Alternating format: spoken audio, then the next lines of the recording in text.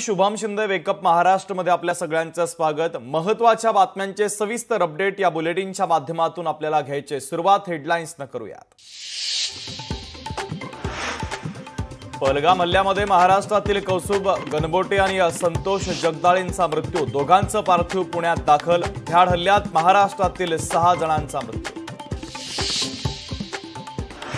महाराष्ट्रातील 75 पर्यटक काश्मीरमधून सुखरूप परतले। शिवसेना नेते राहुल कनाल यांच्याकडून पर्यटकांचं गुलाब पुष्प देत स्वागत। दहशतवादी हल्ल्यानंतर भारत सरकारचा पाकिस्तानला दणका। भारत पाकिस्तानमधील सिंधू जल करार स्थगित। अटारी वाघा बॉर्डर बंद करण्याचा निर्णय। पाकिस्तानी नागरिकांना भारत सोडण्यासाठी 48 तासांचा अल्टिमेटम। पाकिस्तानच्या राष्ट्रीय सुरक्षा समितीची तातडीची बैठक। भ्याड हल्ल्यानंतर भारताने केलेल्या कारवाईच्या प्रत्युत्तरासाठी चर्चा। पाकिस्तानचे पंतप्रधान शहबाज शरीफ यांच्या अध्यक्षतेखाली बैठक। केंद्र सरकारने आज बोलावली सर्वपक्षीय बैठक। संरक्षण मंत्री राजनाथ सिंहांच्या नेतृत्वात बैठक। पहलगाम हल्ल्याच्या पार्श्वभूमीवर बोलावली महत्त्वाची बैठक।